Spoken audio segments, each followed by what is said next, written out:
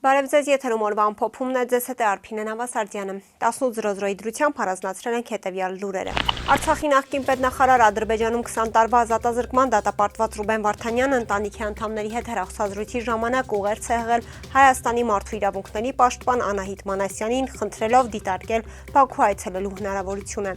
Վերջերս հանդիպել եմ Ադրբեջանի օմբուդսմեն Սաբինե Ալիևայի հետ, հանդիպման ընթացքում բարձրացրել եմ կենցաղային, բժշկական, իրավական, մարդասիրական եւ դիվանագիտական մի շարք կոնկրետ հարցեր, որոնք վերաբերել են իմ եւ մյուս հայ բանտարկյալների պահման պայմաններին։ Այդ հարցերն ուղիղ ազդում են կալանքի տակ գտնվողների անվտանգության, առողջության եւ արժանապատվության վրա։ Մեր զրույցի ընթացքում Ադրբեջանի օմբուդսմենը նշել է, որ ձեզ հետ արդեն քննարկել է Բաքու այցելելու հնարավորությունը եւ ադրբեջանական կողմը պատրաստակամություն է հայտնել նպաստել դրա կազմակերպմանը, սակայն այս նախաձեռնությունը դեռևս չի իրականացվել, փոխանցել է Վարդանյանը։ Նա շեշտել է, որ չնայած երկրների միջև դիվանագիտական հարաբերությունների բացակայությանը ընթանում են բանակցություններ տնտեսական հարցերի շուրջ Բաքվում Հայաստանի Հանրապետության ներկայացուցիչների մասնակցությամբ, ուստի ինչու կալանավորների կյանքի, առողջության եւ իրավունքների հարցերը պաշտոնական Երևանի օրակարգում չեն եւ ինչու պատվիրակության անդամներից ոչ մեկը չի այցելել գերիներին։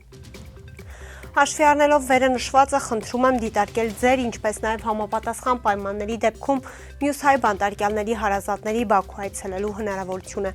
ասել է Վարդանյանը, շեշտելով, որ իր կինը Վերոնիկա Զոնաբենդս պատրաստ է մասնակցել այդպիսի նախաձեռնությանը եւ այցելել Բաքու։ Արցախի նախկին պետնախարարը հավելել է, որ Ադրբեջանում անօրինական կերպով կալանավորված Հայաստանի Հանրապետության քաղաքացիների շահերի անտեսումը Հայաստանի Հանրապետության կառավարության կողմից անհամատեղելի է սեփական քաղաքացիների նկատմամբ պետության պարտավորությունների հետ։ Հայաստանի մարդու իրավունքների պաշտպանը Արցախի նախկին պետնախարարի ուղերձին դեռ չի արձել։ Նիկոլ Փաշինյանը խոստանում է վերընտրվելուց հետո հարգել հայ առաքելական եկեղեցու սպասավորներին, նման խոստում Փաշինյանը ԿՊ նախընտրական ծրագրի եկեղեցուն վերաբերող հատվածը ներկայացնելիս է տվել, հարց բարձրացնելով, թե ինչու հոգևորականը հայտարարագիր չի լրացնում, որի առանցքային հարթակներից մեկը հոգևոր կյանքն է, որն էական գործոն է նաև հավատացյալ հանրության երջանկությունն ապահովելու համար։ Արժեքահեն հոգևոր կյանք ունենալու խնդրի լուծման համար Հայաստանի այս առաքելական Սուրբ եկեղեցու բարենորոգումը կենսական անհրաժեշտություն է։ Վերջին տասնամյակներում հայ առաքելական եկեղեցու փաստացի ղեկավարության գործունեության հետևանքով հավատավոր հանրությունը մեծ մասամբ օտարվել է եւ շարունակում է օտարվել հայ առաքելական եկեղեցուց, ինչն այդ թվում հոգևոր անվտանգության խնդիր է, քանի որ դա հնարավորություն է ստեղծել, որ արտաքին ուժերը փորձեն հայ առաքելական եկեղեցին դարձնել Հայաստանի Հանրապետության անկախության, ինքնիշխանության դեմ հիբրիդային պայքարի հենակետ։ Պնդել է Փաշինյանը, ասելով, որ ԿՊ-ն պաշտպանում է եկեղեցու այսպես կոչված բարենորոգման օրակարգը։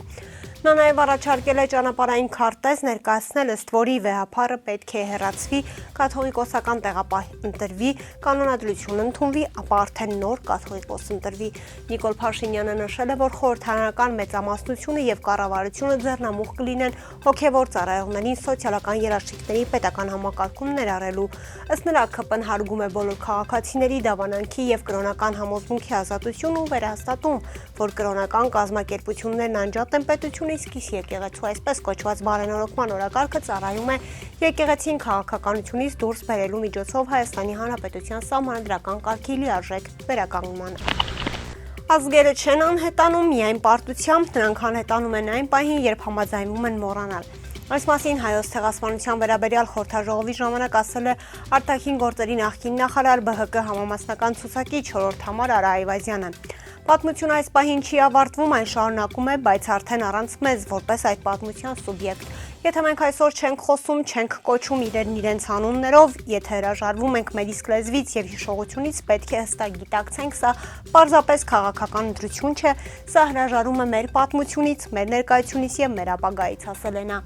Նախկին նախարարը նկատել է, որ ազգերը չեն անհետանում միայն պարտությամբ, նրանք անհետանում են այն պահին, երբ համաձայնվում են մոռանալ, թե ինչու են գոյություն ունենում։ Եթե մենք թույլ ենք տալիս, որ հիշողությունը դատարկվի, վաղը մենք պարզապես կհասկանանք, որ այն արդեն չկա եւ այդ պահին այլևս չի լինելու ոչինչ պաշտպանելու, ոչ անուն, ոչ պատմություն, ոչ ներկայություն, կմնա միայն լռություն։ Լռություն որպես վերջնական հաստատում, որ մենք ինքներս հրաժարվեցինք լինել պատմության սուբյեկտ։ Ես համոզված եմ, որ մենք լռության ժողովուրդ չենք։ եզրափակել է Այվազյանը։ Եվրամիության արտաքին գործերի նախարարներն այսօր կանաչ լույս վառեցին Հայաստանում նոր քաղաքացիական առաքելության մեկնարկին, որը պետք է օգնի Երևանին պայքարել հիբրիդային սպառնալիքների, ընտրական գործընթացների, օտարերկրյա մանիպուլյացիաների, կիբերհարձակումների եւ անօրինական քաղաքական ֆինանսավորման դեմ։ Առաքելությունը կսկսի գործել առաջիկա ամիսներին, կունենա 2 տարվա մանդատ եւ կկոչվի Հայաստանի Հանրապետությունում Եվրոպական միության գործընկերության առաքելություն։ Այս մասին հայտնում է Ազատությունը։ Այն գործուղելու համար Հայաստանը Եվրամիությանը խնդրանքով դիմել էր դեռ անցյալ տարվա դեկտեմբերին Բրյուսելում եւ Հայաստանում տեղի ունեցած քննարկումներից հետո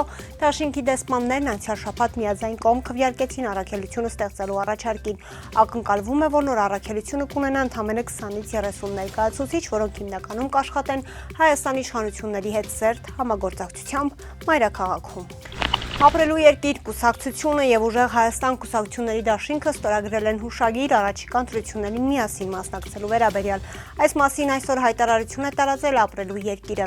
Հուշագրի համաձայն քաղաքական երկուժերը միավորում են իրենց քաղաքական, կազմակերպչական եւ մարդկային ներուժը ձևավորելով միասնական քաղաքական օրակարգ եւ ապահովելով Ապրելու երկիր կուսակցության մարզային թիմերի ակտիվ ներգրավումը ուժեղ Հայաստան կուսակցությունների դաշինքի շրջանակում վերջինիս ընտրական ցուցակում ընդգրկվելու միջոցով։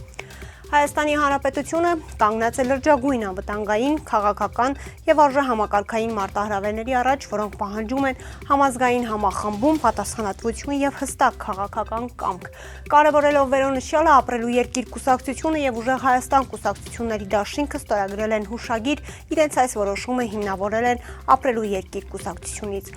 Համագործակցության հիմքում ընկած են հետևյալ դրույթները. Հայաստանի Հանրապետության որպես ազատ, անկախ, ինքնիշխան եւ ժողովրդավարական պետության հիմնարար նշանակությունը, հայ գերիների վերադարձի անվիճելի առաջնահերթությունը, ազգային արժանապատվության վերականգնման եւ արդար ու կայուն խաղաղության հաստատման կարեւորագույն նախապայման, հայ առաքելական Սուրբ եկեղեցու բացառիկ դերը հայ ժողովրդի պատմության ընթացքում որպես ազգային ինքնության, հավատքի, միասնության եւ պետականության պահպանման հենասյուն, պետության եւ ժողովրդի միջև վստահության վերականգնման, ազգային համերաշխության ամրապնդման, ինչպես նաեւ Հայաստանի եւ Սփյուռքի միջև համահայկական ներուժի արդյունավետ համախմբման հրամայականը։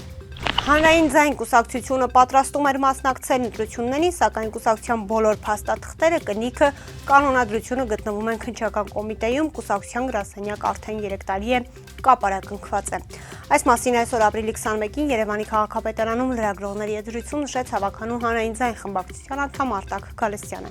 Մենք 3 հատ գործով բողոք ենք տարել, բայց այդպես էր ոչ փաստաթղթերը տվեցին, ոչ կնիքները տվեցին, ոչ կանոնադրությունը։ Ասեմ ավելին, նույնիսկ արտահերթ համագումար անելու համար դիմեցինք Ազդարարայեմին, որը նույնպես մերժեց դրա համար տեխնիկապես անհնար եղավ, որ Հանրային ձայն ընտրություններին մասնակցի, ասաց նա։ Հարցին են սատարելու առաջիկա ընտրությունների ժամանակ Արտակ Գալստյանը պատասխանեց. ամենայն հավանականությամբ սատարելու ենք ընդդիմադիր թեկնածուներին, մոտ օրերս կհայտարարեն։ Այսօր ապրիլի 21-ին ավտովթար է տեղի ունեցել Լոռու մարզում ժամը 10:00-ի սահմաններում Սպիտակ Երևան ավտոճանապարհի 13-րդ կիլոմետրի հատվածում բախվել են MAN Մագնիշի Բեռնատանն ու Opel Astra Մագնիշի ավտոմեքենան։ Ինչպես հայտնում է ֆոտոլրագրող Գագիկ Շամշյանը, վթարի հետևանքով 1 հոգիում առաջին օգնության են հասել քաղաքացիները եւ շտապօգնության բժիշկների հերթապահ խումբը տեղափոխվել է Սպիտակ բժշկական կենտրոն։ Բժիշկները վիրավորին մինչև հիվանդանոց տեղափոխել է, տեղում առաջին բուժօգնություն են ցուցաբերել։ Վթարի փաստով Սպիտակի քննչական բաժնում նախաձեռնվել է քրեական վարույթ, որտեղ էլ պարզում են վարորդների եւ վիրավորի ինքնությունը։